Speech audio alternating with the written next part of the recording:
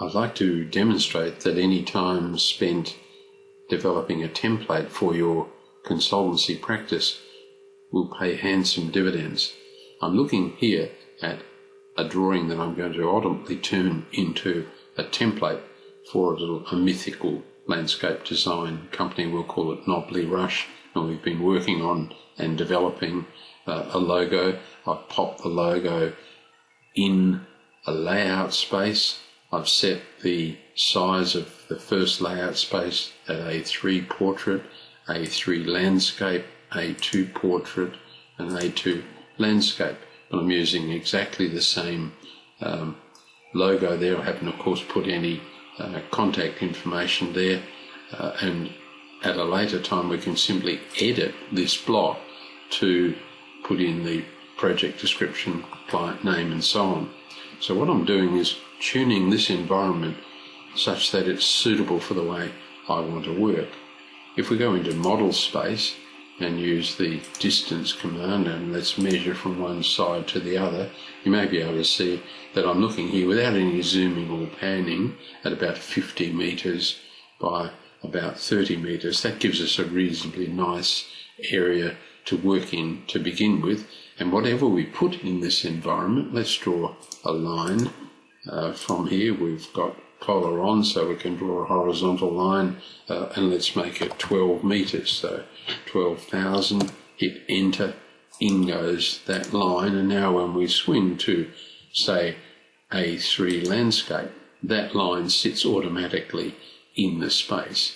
It does that because we've set up a floating viewport in each of these layout spaces. So I hope you can see that we're beginning to tune this environment such that it works the way we want to work.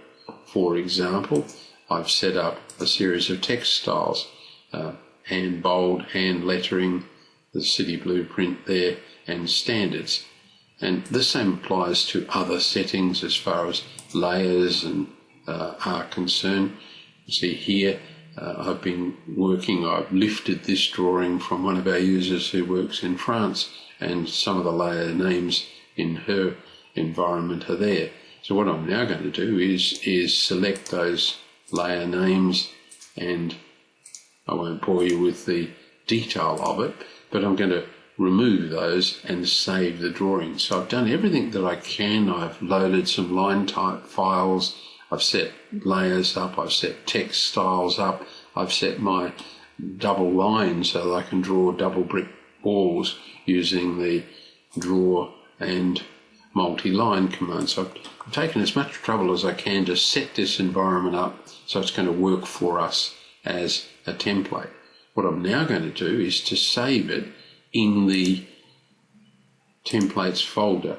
And if I go up a little just to show you, in the My Documents folder, you'll find a gCADPlus folder, and in there a data folder, and in there a templates folder. So if we put the Knobbly Rush drawing, let's save it and update it in there, and then let's close there, and we'll imagine we're going to start a brand new drawing. So it's File and New. There's our Knobbly Rush, so we go OK, and we'll say turn off our warning.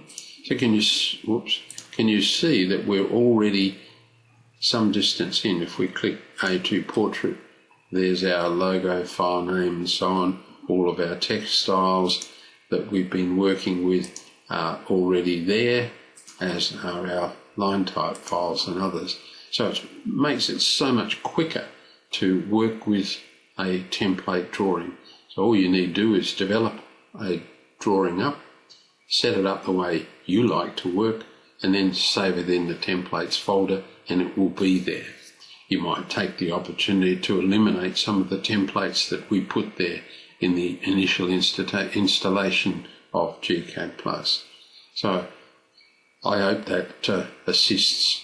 Can you see here we've got a M-line style, a double brick style, so we could draw a multi-line and from there to there and enter, and you see it's drawing a double brick wall. If we take, or the metric system, if we take a dimension from that across to there, it should be around 230 millimeters. So I hope you can see that We pack as much into this template drawing as we can to smooth the work that we have to do, to short-circuit things that we have to do when we get a brand new job.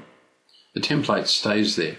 It can be used over and over and over again and edited and updated.